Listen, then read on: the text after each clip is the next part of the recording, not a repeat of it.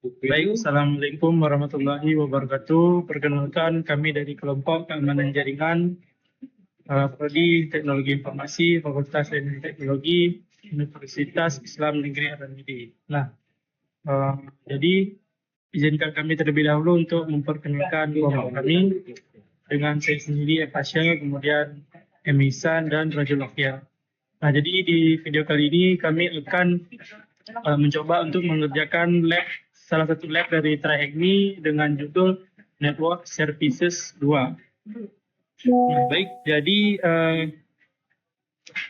kita masuk ke task yang pertama, yaitu Get Connected. Nah, jadi secara garis besar, task 1 ini adalah tahap persiapan, karena modul ini merupakan kelanjutan dari modul sebelumnya yang berfokus pada eksploitasi kerentanan dan kesalahan konfigurasi pada layanan jaringan atau network service yang sudah kami kerjakan di video sebelumnya. Yang jadi di task 1 ini ada beberapa poin penting dari deskripsi yang dijelaskan di sini, yaitu yang pertamanya itu ada persyarat, di mana disarankan sudah memahami dasar-dasar Linux dan menyelesaikan modul network services di bagian pertama. Kemudian tujuannya adalah untuk mempelajari cara mendapatkan akses tidak sah ke sebuah mesin melalui celah pada layanan jaringan dan bukan melalui hacking Wi-Fi. Kemudian konektivitas, di mana kita di sini harus terhubung dengan jaringan Trihegmi agar bisa berinteraksi dengan mesin target nantinya. Baiklah, jadi karena di task 1 ini tidak ada pertanyaan yang dapat kita isi jawabannya, oleh karena itu kita langsung klik cek dan lanjut ke task berikutnya. Nah, baiklah, selanjutnya kita masuk ke task yang kedua. Nah, di task kedua ini kita akan diperkenalkan dengan yang namanya NFS atau Network File System. Nah, sederhananya MSF ini adalah protokol yang memungkinkan kita untuk mengakses file atau direktori di komputer lain atau server, seolah-olah file tersebut berada di penyimpanan lokal kita sendiri. Nah, di sini disebutkan poin penting dari materi yang ada pada task kedua ini. Yang pertama itu adalah cara kerja. Di sini, klien meminta untuk melakukan mounting directory dari server ke directory lokal menggunakan bantuan daemon dan protokol RPC. Kemudian yang kedua, izin akses, yang dimana server memeriksa izin akses menggunakan parameter tertentu untuk menentukan apakah pengguna boleh membaca atau menulis file. Dan yang terakhir adalah interoperabilitas, yang dimana NFS sangat fleksibel karena bisa digunakan di berbagai sistem operasi seperti Linux, Windows, macOS maupun Unix. Baiklah, tanpa berlama-lama langsung saja kita menjawab pertanyaan yang ada di bawahnya. Nah, di sini di pertanyaan pertama ditulis di pertanyaan pertama adalah what does NFS stand for? Nah, seperti yang telah dijelaskan di atas tadi, NFS ini adalah Network File System. Cek, nah, sudah benar. Kemudian yang kedua adalah what process allows an NFS client to interact with a remote directory as though it was a physical device. Nah, untuk menjawabnya kita coba lihat kembali di bagian how does NFS work.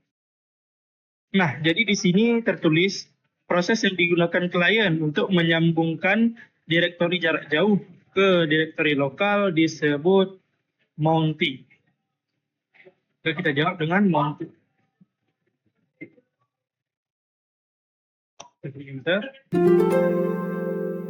Nah, inilah ke pertanyaan selanjutnya. What does NFS use to represent files and directories on the server? Nah, jadi di materi tadi disebutkan bahwa server akan mengembalikan pengenal unik untuk setiap file atau directory yang disebut file header.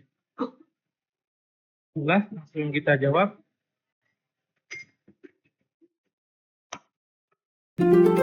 Nah, pertanyaan selanjutnya, what protocol does NFS use to communicate between the server and client? Nah, jadi di sini disebutkan bahwa saja NFS itu menggunakan protokol komunikasi yang disebut RPC, atau ini adalah singkatan daripada Remote Procedure Call. Jadi kita akan langsung jawab dengan RPC. Cek, oke sudah. Dan selanjutnya adalah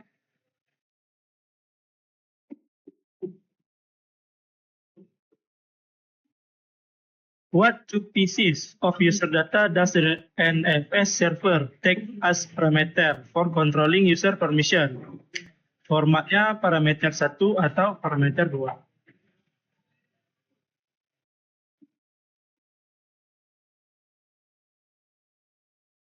Baik, untuk menjawabnya, kita lihat di daftar poin di bagian bawah teks di sini. Di situ tertulis parameter yang digunakan untuk mengontrol hak akses adalah user ID dan juga group ID. Jadi kita jawab dengan user ID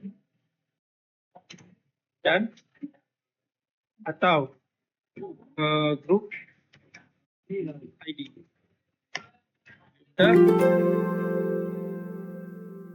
Nah, kemudian ke pertanyaan selanjutnya.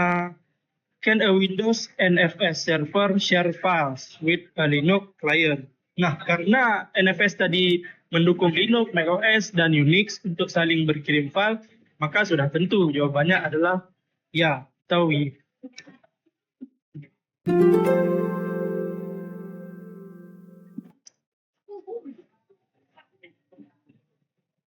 Nah, di sini pertanyaannya, can a Linux NFS server share files with a macOS client? Nah, seperti yang telah saya jelaskan tadi, ini sama halnya dengan Windows tadi dengan Linux. Jadi jawabannya adalah iya.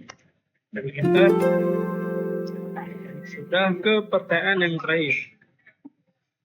What is the latest version of NFS released in 2016 but is still up to date as of 2020?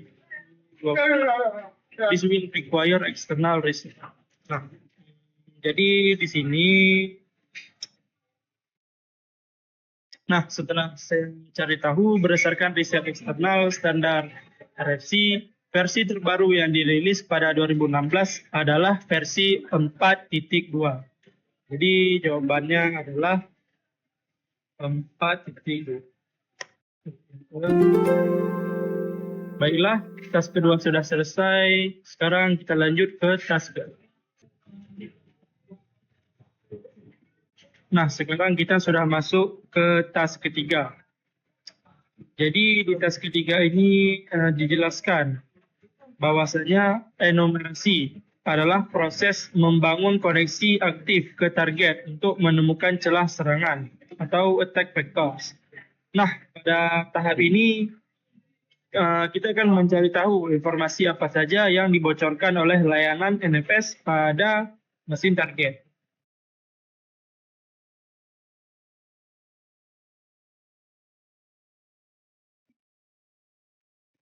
Nah, berikut ada langkah-langkah teknisnya yang dijelaskan dalam materi. Jadi untuk yang pertama itu kita harus mempersiapkan tools, menginstal NFS Common agar komputer kita bisa berinteraksi dengan share NFS. Kemudian yang kedua, pemindahan port menggunakan Nmap untuk menemukan port mana yang menjalankan layanan NFS. Kemudian yang ketiga ialah melihat share menggunakan perintah show mount min A, kemudian IP untuk melihat daftar folder yang dibagikan oleh server.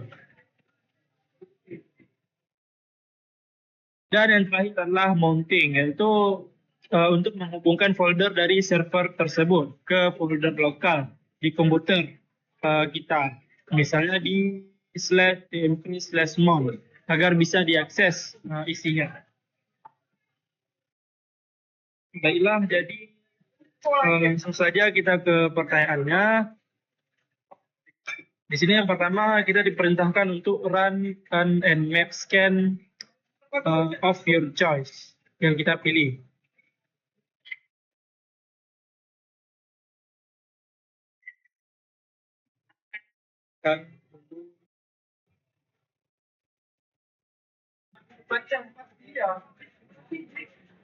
Nah, karena di sini saya belum run, salah. Antara di sini saya belum run and map-nya, maka di sini saya terlebih dahulu akan run and map-nya dengan perintah berikut.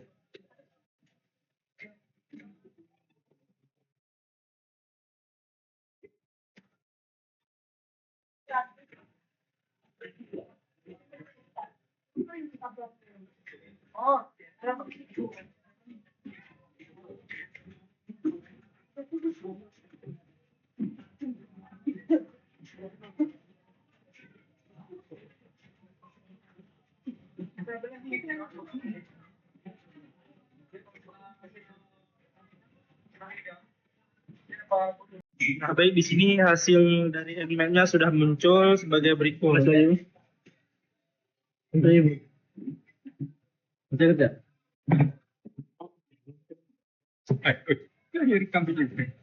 Nah, di sini pertanyaannya, how many ports are open on the target machine?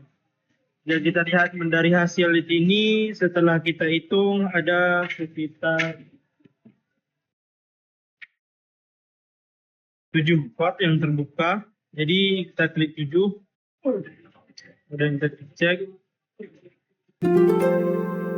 Nah, kemudian yang kedua, which port contains the service we are looking to enumerate. Nah, di sini dapat kita lihat di bagian yang open NFS. Di sini port yang terbuka adalah 2049 atau 2049.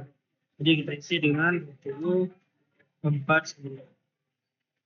Cek. Nah, baik, untuk pertanyaan selanjutnya di sini kita disuruh untuk menggunakan perintah berikut. Nah, di sini sudah saya ketikkan di terminal, tinggal kita enter.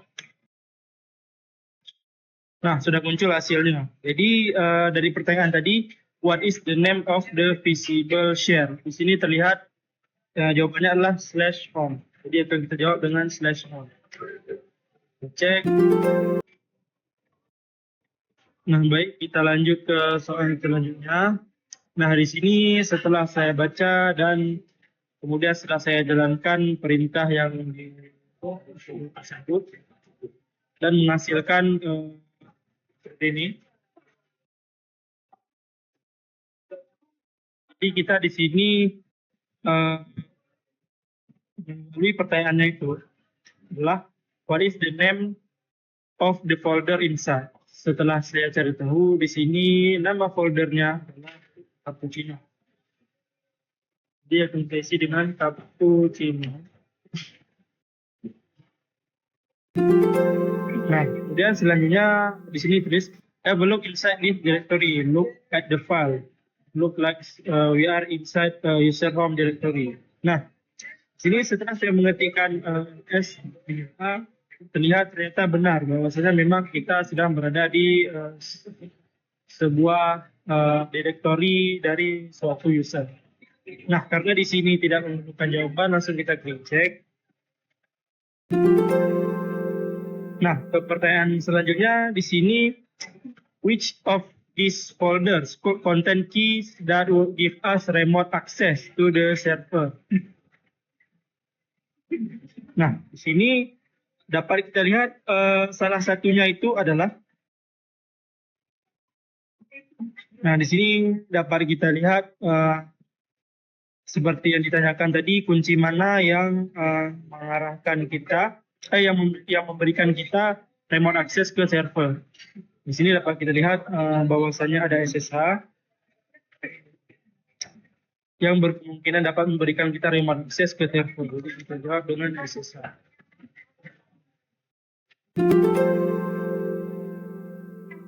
Oke, sudah. Baik, kita lanjut ke pertanyaan selanjutnya. Which of these keys is the most useful to us? Nah, karena tadi kita sudah menjawab bahwasanya kunci yang akan memberikan kita remote access ke server adalah .ssh. Nah, kemungkinan besar jawabannya juga ada di dalam folder ini. Jadi kita akan coba buka foldernya dengan perintah cd.ssh.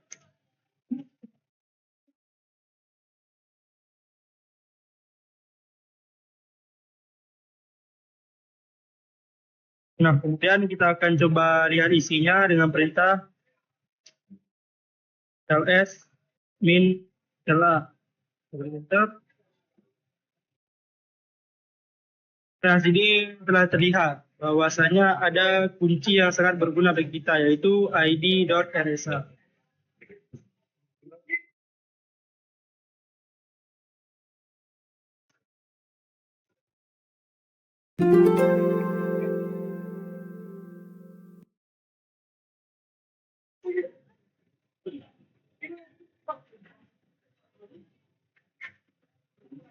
Nah, dapat jawabannya ID RSA karena ini merupakan private key daripada folder ini. Nah, selanjutnya di sini kita diperintahkan untuk copy file ini ke lokasi yang berbeda di local machine kita. Dan kemudian mengganti permissionnya dari 600 menjadi 600 menggunakan chmod 600 dan setelah terlebih dahulu kita ketikkan perintah sebagai berikut.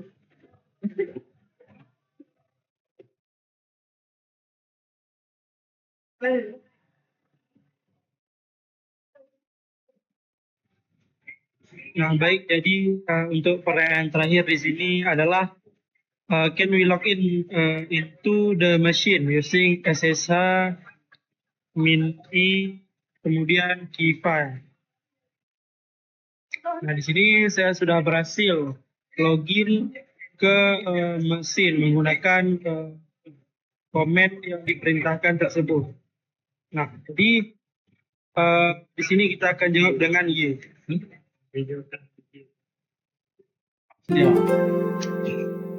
Ya, baik. Ini task ketiga telah selesai. Baik, sekarang kita sudah masuk ke task keempat. Nah, tujuan utama dari task ini adalah memanfaatkan fitur atau kesalahan konfigurasi yang disebut root squashing. Nah, sebelumnya apa itu root squashing? Jadi secara default NFS mencegah user luar yang memiliki akses root di mesin mereka sendiri untuk memiliki akses root yang sama di folder share.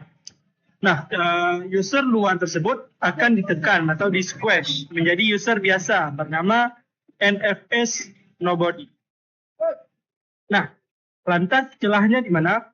Nah, jika fitur ini dimatikan, kita bisa mengunggah file ke folder share tersebut dari mesin yang kita jalankan sebagai root, yang dimana memberikan izin SUID dan file tersebut akan tetap memiliki izin root saat dijalankan di mesin target.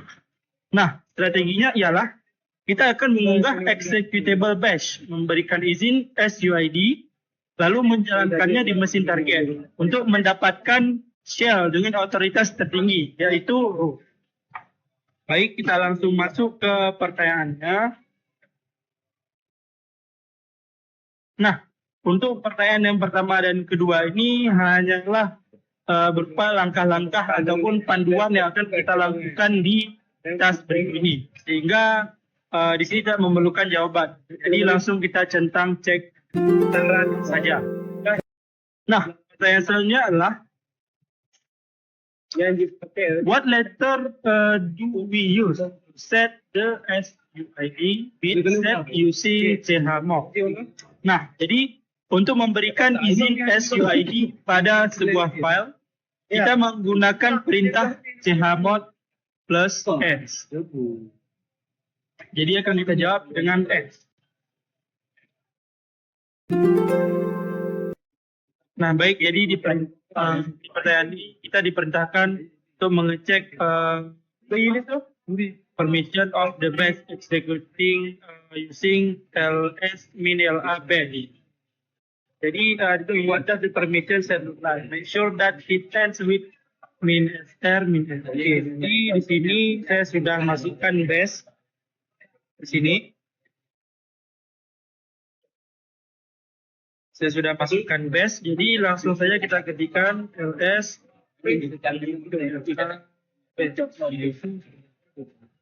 Nah, sudah muncul di sini. Kita langsung copy saja. Langsung saja kita copy. Kita paste di sini dan kita klik check. Baik, sudah. Baik, sekarang kita lanjut ke pertanyaan terakhir. Great. If all's gone well, you should have a shell as root. What's the root flag?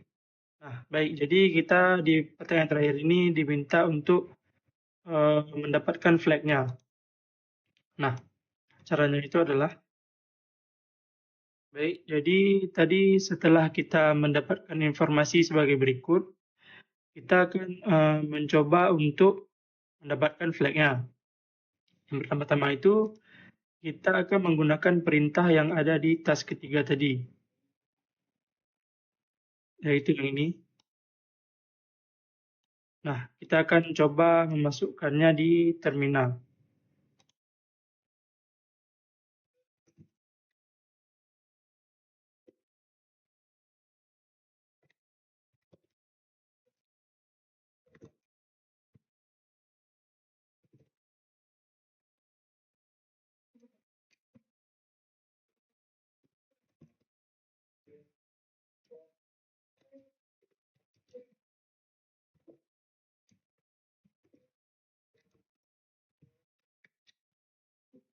Baiklah, kemudian kita klik enter. Nah, kita sudah berhasil masuk ke Cappuccino. Kemudian selanjutnya kita akan coba cek informasi mengenai base. Dengan perintah ls min a. Baik, sini sudah terlihat bahwasanya base-nya ada. Nah, mengapa base-nya di sini ada satu? Karena sudah saya ganti. Namun dengan file yang sama. Baiklah, setelah masuk ke sini, kemudian kita akan coba dengan perintah berikut.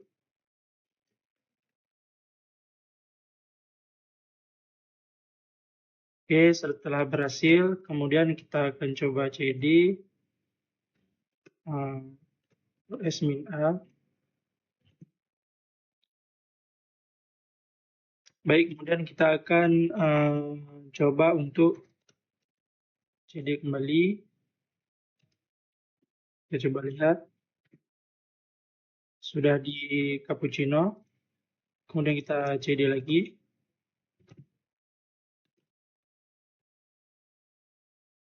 Nah, di sini sudah terlihat bahwasanya ada file root atau directory root. Kemudian kita akan coba masuk ke root.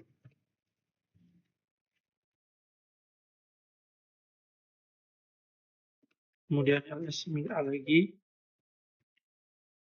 Nah, di sini tertulis bahwasanya ada root.txt yang berkemungkinan adalah flag yang kita cari. Jadi kita coba buka dengan perintah cat.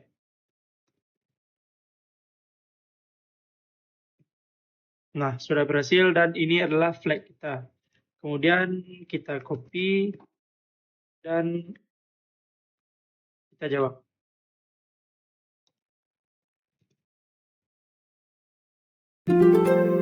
Baiklah, jawaban sudah benar dan tas 4 sudah selesai. Untuk tas selanjutnya akan dilanjutkan oleh teman saya. Baik, saya akan melanjutkan tas kelima, yaitu Understanding SMTP. Tas ini membahas bagaimana email dikirim melalui internet menggunakan protokol SMTP, itu Simple Mail Transfer Protocol. Fungsi dari SMTP adalah protokol ini khusus menangani pengiriman email. Server SMTP bertugas memverifikasi pengirim mengirim email keluar dan memberikan laporan jika email gagal terkirim. Dan perbedaannya dengan POP atau IMAP. SMTP ini digunakan untuk mengirim, sedangkan POP dan IMAP digunakan untuk menerima atau mengambil email dari server ke perangkat kita. POP biasanya mengunduh seluruh isi inbox, sementara IMAP menggunakan sinkronisasi antara perangkat dan server. Proses kerjanya, pengiriman email dimulai dengan koneksi ke server SMTP yang disebut SMTP handshake. Proses ini biasanya menggunakan port 25. Jika server tujuan tidak tersedia, email akan dimasukkan ke dalam SMTP queue, yaitu antrean untuk dicoba lagi nanti. Baiklah, kita ke bagian soalnya.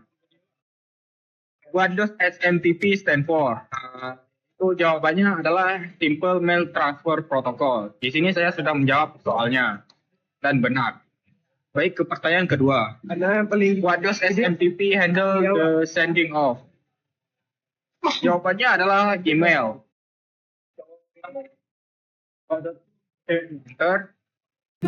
Benar. Ke pertanyaan ketiga, what is the first step in the SMTP process?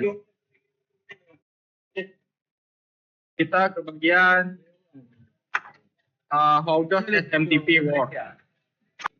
Baik, jawabannya adalah SMTP handshake. SMTP handshake. Jawabannya benar. Ke pertanyaan keempat, what is the full SMTP port? Jawabannya adalah 25.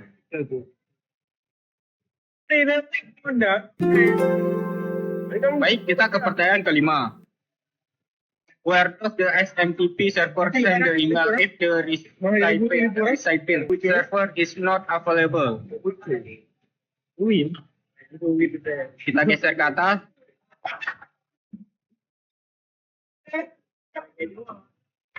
Jawabannya adalah SMTP queue. SMTP biasa kami full. Benar. Ke pertanyaan ke-6.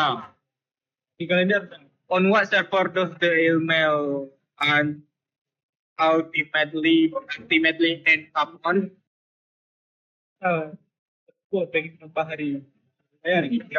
Jawabannya adalah POP dan IMAP.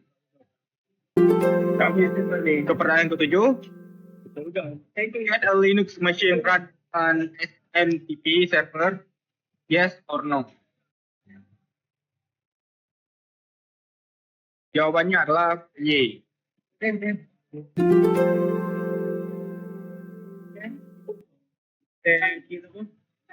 Baik, ke pertanyaan terakhir yaitu pertanyaan ke-8. Can a Windows machine run an SMTP server? Jawabannya adalah Y.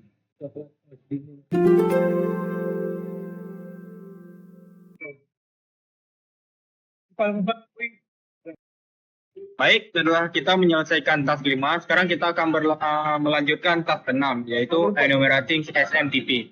Tujuan utama dari tahap ini adalah melakukan pemindaian lebih dalam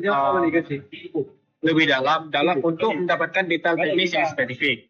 Poin-poinnya adalah fingerprinting server, yaitu menggunakan modul SMTP version di Metasploit untuk mengetahui versi yang tepat dari software mail server yang berjalan.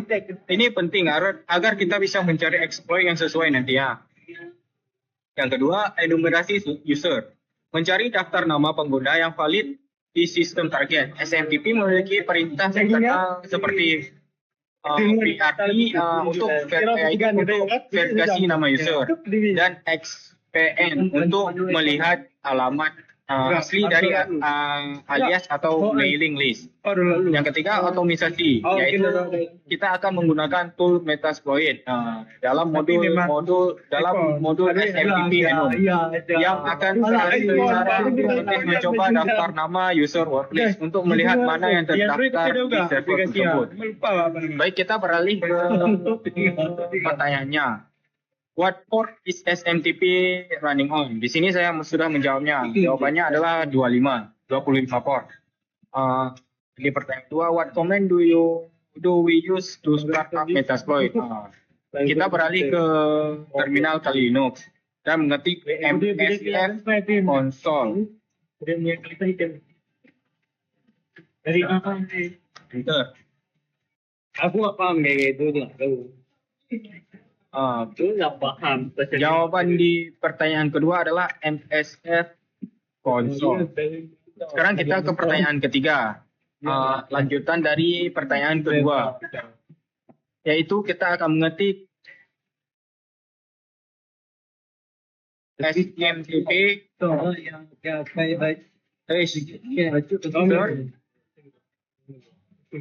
SMTP version dan enter.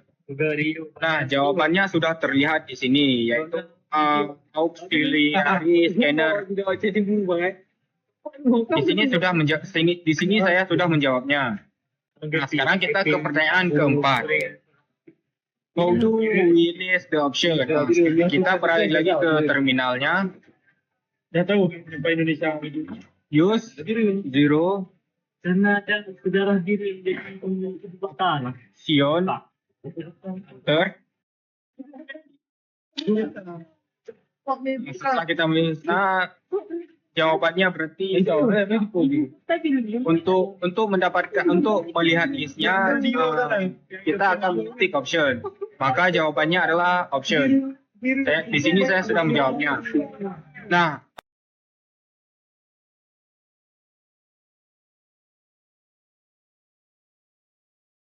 baik, kita ke pertanyaan kelima. What is the option we need to set?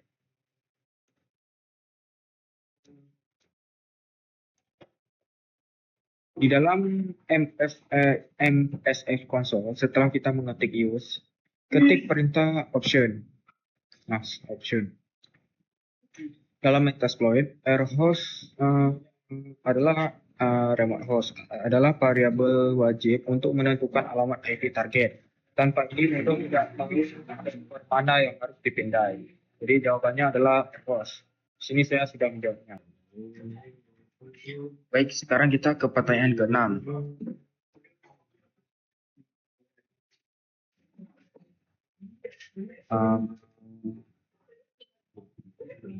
What the system mail name? Cara menjawabnya, kita akan set dulu air host-nya.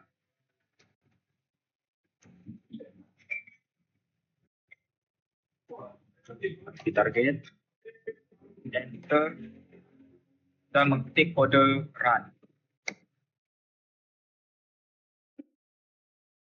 Ya, di sini terlihat 220 follow SMTP home. Server SMTP melakukan bundle wrapping, yaitu menyapa klien dengan menyebutkan nama hostnya agar pengirim tahu mereka terhubung ke domain yang benar. Nah, ini adalah namanya follow SMTP home. Jawabannya adalah ini.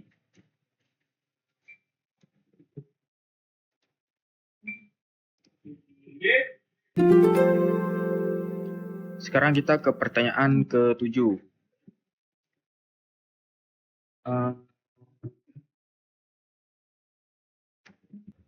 Baik, sekarang kita ke pertanyaan ke-7. What mail transfer agent MTA is running the SMTP server?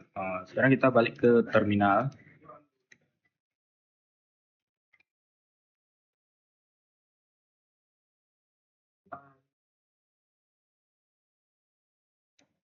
Nah, terlihat di sini jawabannya adalah Postfix. Alasannya MTA adalah aplikasi yang memproses email. Postfix adalah software yang terdeteksi berjalan di server Ubuntu target tersebut. Jadi jawabannya adalah Postfix. Salih.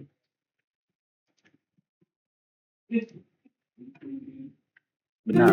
Sekarang kita ke pertanyaan ke-8. What is full name? What is full module name? Kita balik lagi ke terminal.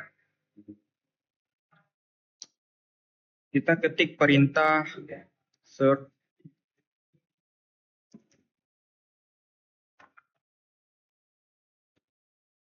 SMTP. Nah, di sini ini adalah full path atau alamat lengkap modul di dalam database Metasploit yang dikelompokkan berdasarkan pemindaiannya. Ini adalah jawabannya.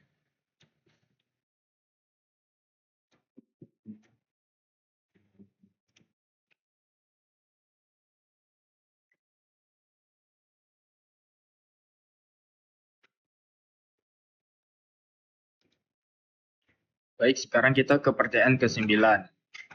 What option do we need to set the word list path? Pertama kita balik ke terminal. Use no. Lalu ketik option.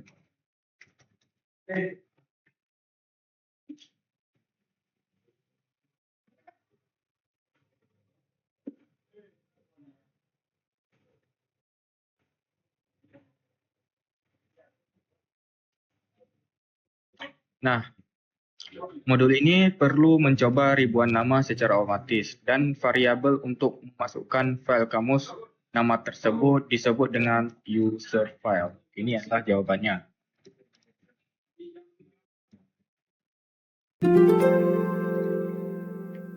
Baik, kita ke pertanyaan ke-10. What is the other essential parameter we need to set? Kembali ke terminal. Kita mengetik kembali perintah option. Jawabannya adalah airhost.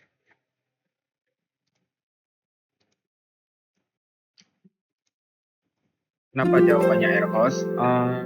Karena kita sudah pindah modul dari SMTP version ke SMTP alamat tujuan IP yang harus diisi ulang karena setiap modul berdiri sendiri. Di pertanyaan 10 ini tidak memiliki jawaban. Jadi kita langsung ke pertanyaan ke-11. What username is return? Kita balik ke terminal. Kita akan mengetik kode NC salin IP target ROV 5, lalu ketik enter.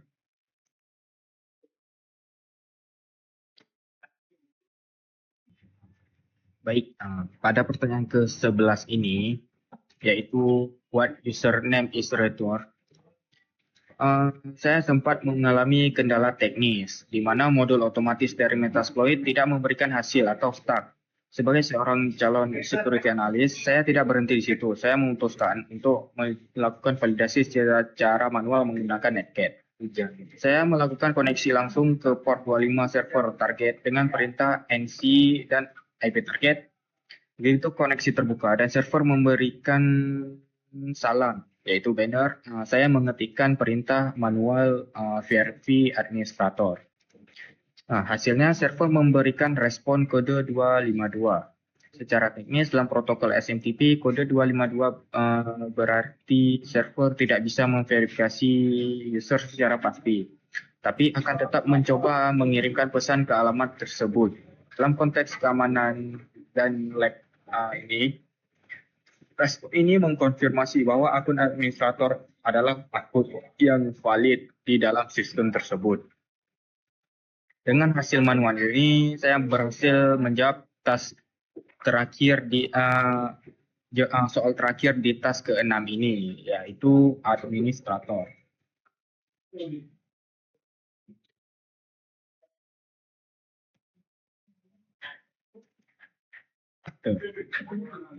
Sekarang kita lanjut ke task ke-7.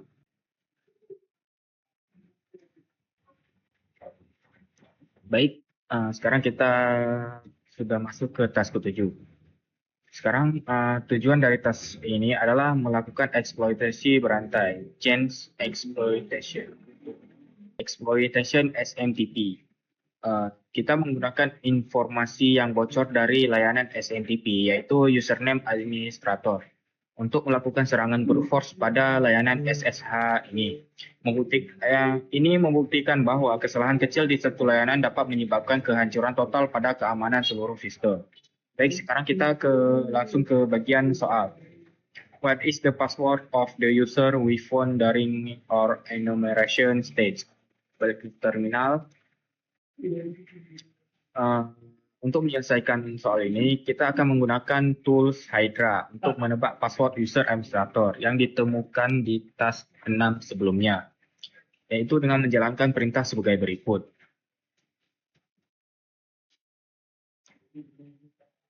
Oke. Setelah kita menjalankan kodenya, terlihat jelas di sini passwordnya adalah Alejandro. Jadi jawabannya adalah ini.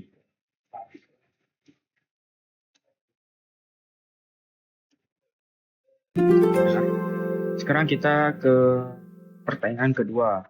What is the content of SMTP TXT? Cara menyelesaikannya setelah Hydra menemukan password, kita harus masuk ke sistem secara resmi menggunakan SSH. Kita akan mengetik SSH administrator. Ini dia. Kita pakai IP target dan kita salin di sini.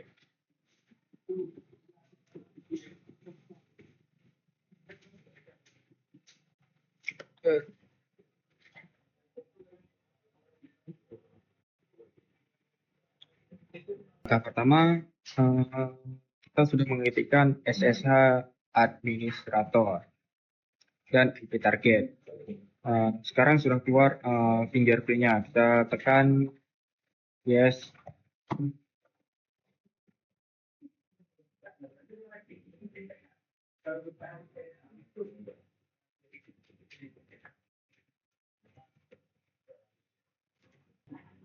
Nah, setelah kita mengetik SSH administrator dan IP target, ini akan meminta password. Passwordnya adalah Alejandro.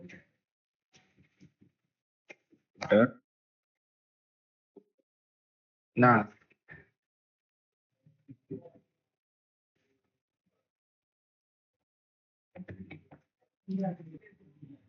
setelah masuk ke administrator IP target ini, kita akan mengetik lagi get SMTP txt enter. Nah, di sini terlihat bahwa flagnya adalah THM new email server where code. Ini adalah jawabannya.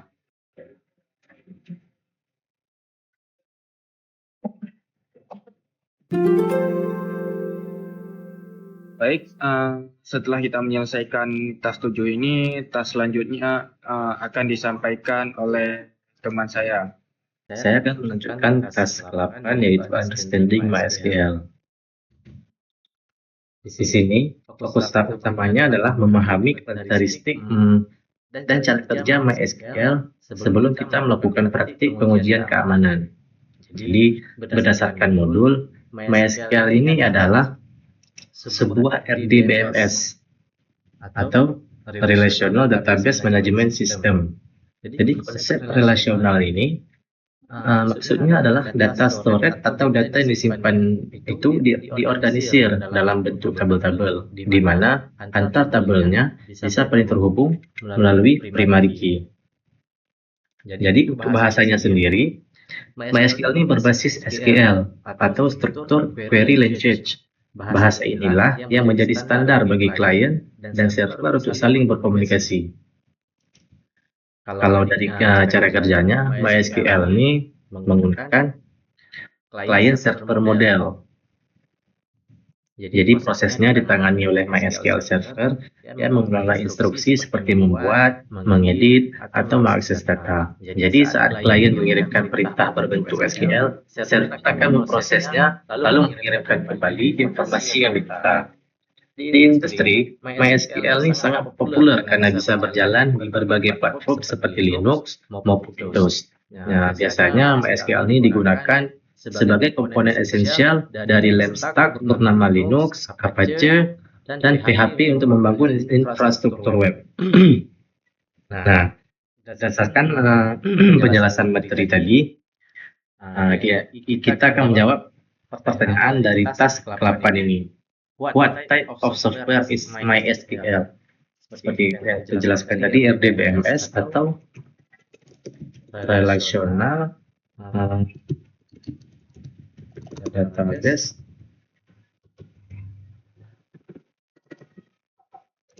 Management System. What language is MySQL based on? Bahasa yang digunakan MySQL adalah SQL. Komunikasi model apa yang digunakan oleh MySQL? Model client server model. Client server. Di sini kita lupa ngecek tadi. Nah, di sini common aplikasi apa di SQL? Jadi adalah misalnya jawabannya backend database. Aplikasi apa yang menggunakan SQL untuk backend database? Jadi aplikasinya yang saya awam adalah Facebook. Kemudian kita masuk ke task ke-9. Di sini kita akan menunggu IP dari tag di sini nih.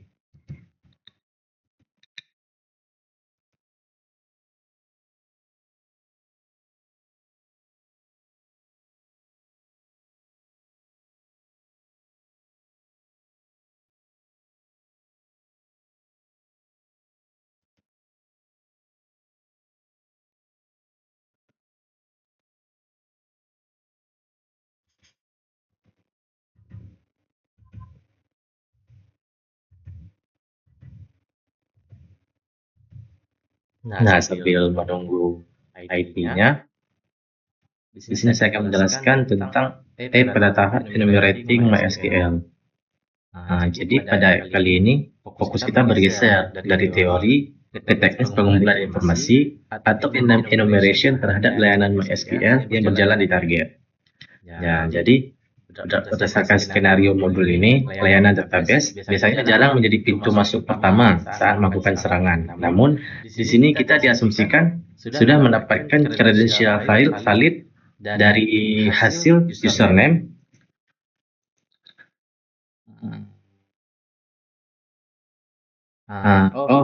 informasi web server, yaitu username-nya adalah root, dan password-nya adalah password. Nah, ini. Nah, jadi untuk perbandingannya kita harus start mesin, kemudian kita akan membuka tag. Nah, di sini kita akan menunggu.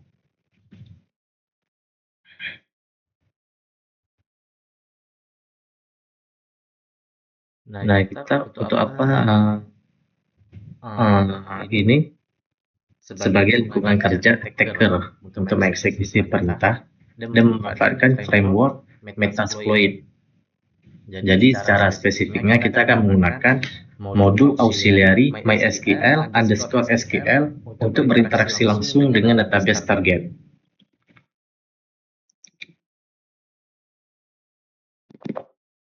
Baik, kita akan menunggu loadingnya selesai.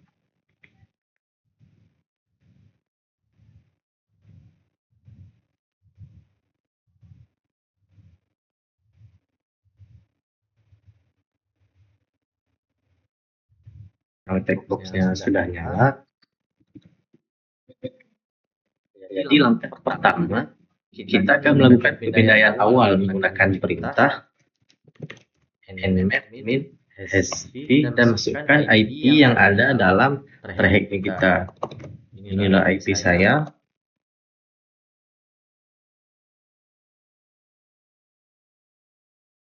Kita menunggu pemindaiannya. Nah, jadi perintah ini juga sekaligus menjawab pertanyaan nomor 1, yaitu what port is my SQL using. Nah, jadi port yang digunakan oleh SQL adalah 3306.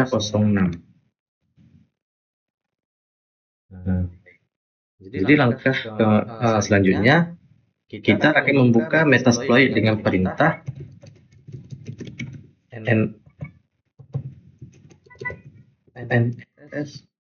NSF console.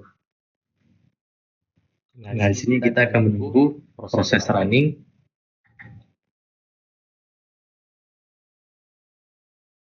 Nah, ketika Metasploit sudah terbuka, kita akan memanggil modulnya menggunakan perintah use auxiliary /admin /mysql/a_SQL. Kita akan enternya. Nah, dalam modul ini kita harus mengkonfigurasi parameter wajibnya. Ini menjawab pertanyaan kedua tentang 3 opsi yang perlu di-set. Nomor 2. Nah, nanti kita akan bisa menjawab soal ini. Yang perlu di-set berdasarkan urutan karakter terpanjang atau di scaling. Nah, jadi di sini kita akan mengetik perintah yaitu host, masukkan IP kita, set username-nya adalah root yang seperti yang di modul tadi, kemudian set passwordnya adalah password. Nah, setelah ini, inilah yang menjadi jawaban untuk nomor 4 ini, yaitu password host username. Nah, di sini kita akan menjalankan perintah run.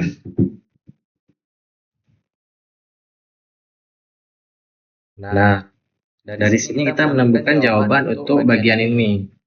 Run the exploit. By default, it will test with the select version. Jadi versionnya adalah ini 8.042 ini. Jadi kita akan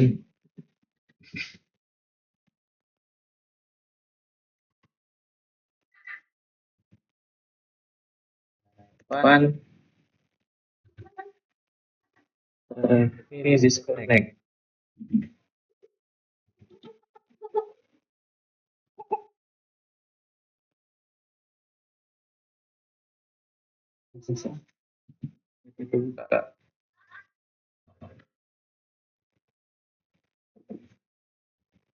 Maaf, tadi ada kesalahan jaringan.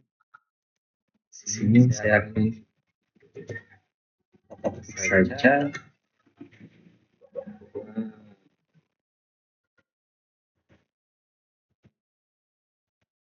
Dan terakhir, kita akan mengubah parameter query-nya dengan mengetik perintah set SQL show database. Nah, lalu kita akan mengeksekusinya kembali dengan perintah run.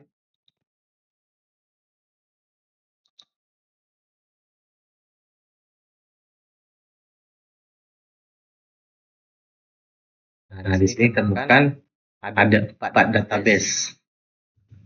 Nah, itulah yang akan jadi jawaban untuk soal yang ini.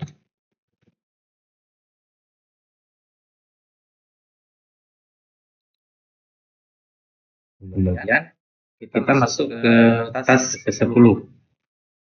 Kemudian ada task ke-10 yaitu exploiting MySQL. Jadi pada task ini kita akan melakukan eksploitasi untuk mengambil informasi yang jauh lebih sensitif dibandingkan nama database-nya saja. Jadi ada dua terminologi penting. Yang pertama adalah skema. Di dalam MySQL, istilah skema itu sinonim dengan database. Jadi mengetahui relasi ini penting karena struktur data serta nama-nama tabel di dalamnya disimpan dalam bentuk skema. Nah, kedua adalah hashes. Karakteristik utama database yang aman adalah tidak menyimpan password dalam bentuk teks biasa atau plain text, melainkan diubah menjadi baris kode enkripsi atau password hash menggunakan algoritma kriptografi tertentu. Nah, tujuan kita pada task ini adalah membongkar atau mendam skema tabel tersebut, mengekstrak password hash user yang tersimpan di server target, lalu melakukan tracking untuk mengetahui kata sandi aslinya menggunakan tool bernama John the Ripper. Nah, baik. Jadi langkah pertama kita akan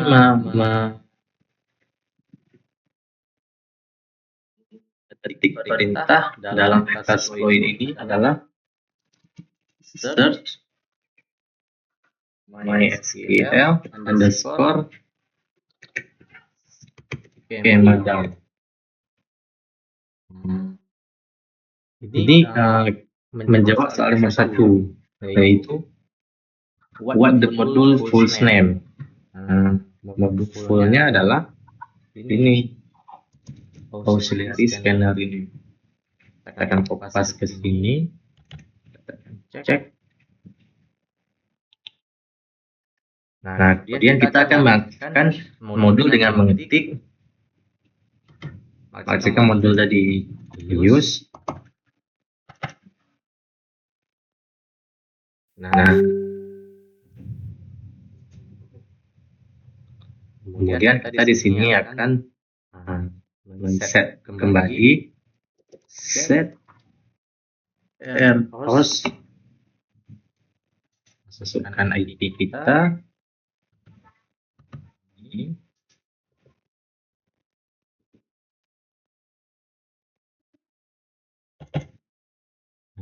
Jadi kita set username root, kemudian kita set passwordnya password. Kemudian kita akan run.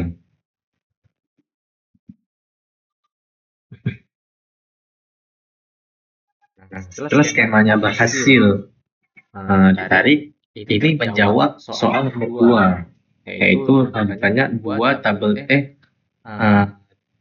nama tabel paling terakhir yang berhasil di-dump. Jadi tabel terakhir yang berhasil di-dump adalah xweb.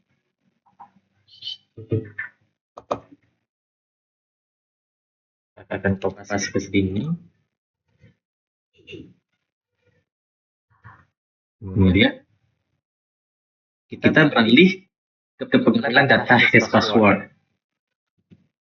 Di sini kita akan masuk ke hash dump,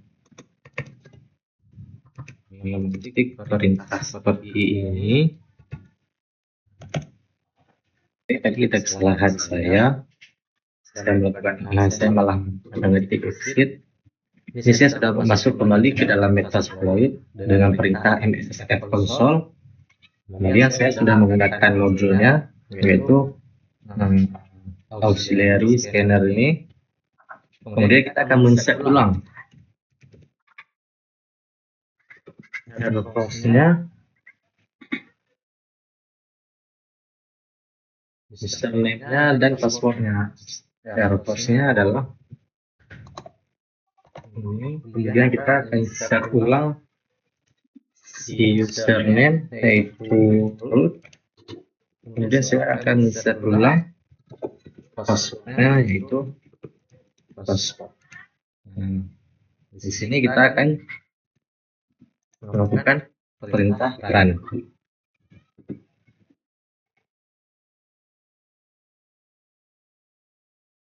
Nah, jadi sistem akan memunculkan daftar kredensial terenkripsi. Nah, di sini terlihat ada satu user non-default yang mencurigakan, sekaligus menjadi jawaban untuk soal ini. Ini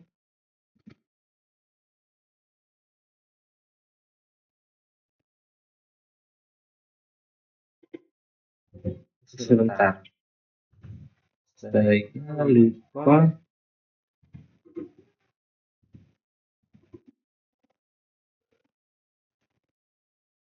Oh iya, sekarang saya lupa bukan perintah search SQL start. Nah, di sini what the module full name. Jadi modul full name-nya adalah auxiliary scanner MySQL _dump. Di sini kan saya akan melakukan copy saja. Kemudian di sini dipertanyakan what is the user string yang mencurigakan tadi. Ya, berarti di sini jawabannya adalah si car ini, user yang bernama car ini. Jadi kita akan mengkopasnya.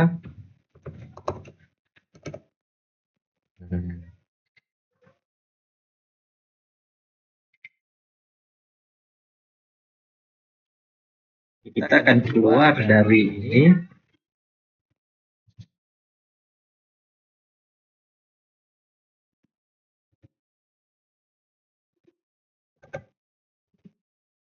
Kemudian kita akan membuat file teks berisi SQL itu. Jadi kita akan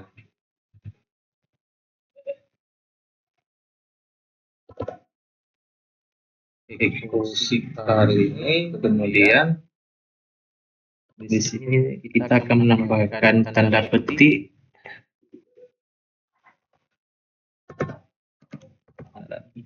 Kemudian di sini juga tanda petik s.xt.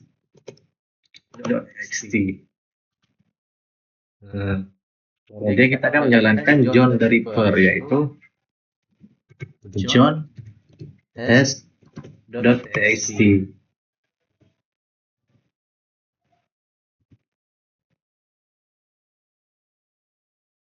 Nah, di sini kita sudah mendapatkan password si car ini, yaitu Doggy.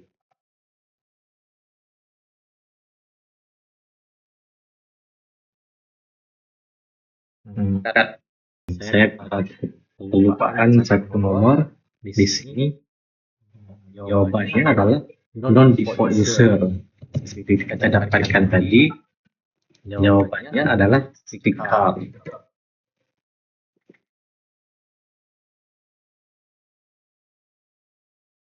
Baik, kita terkendala oleh jaringan. Benar. Kemudian task yang terakhir adalah filter learning. Jadi di sini kita hanya diberikan opsi bacaan tambahan atau reading list. Jadi dengan selesainya kita mengklik ini, misalnya trayhack ini network service 2 kita pada kali ini lebih kurang saya mohon maaf. Wabillahi taufiq wal hidayah. Wassalamualaikum warahmatullahi wabarakatuh.